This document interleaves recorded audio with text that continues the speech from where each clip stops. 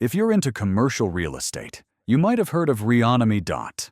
It's a property data and prospecting platform that helps investors find off-market deals, track owners, and dig into property details, all from one place.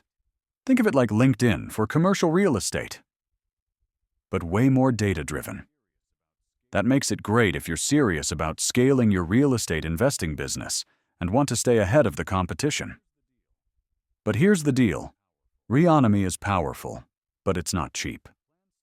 Plans start at around $299 per month, and it can take time to learn all the features.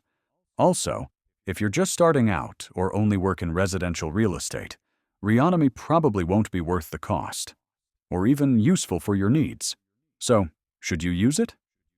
If you're actively investing in commercial properties and need access to deep data fast, yes, definitely give it a shot. But if you're casual or small time, save your money for now. Let me know if you use Reonomy, and if you found this helpful, hit like and subscribe. New reviews drop every week. See you next time.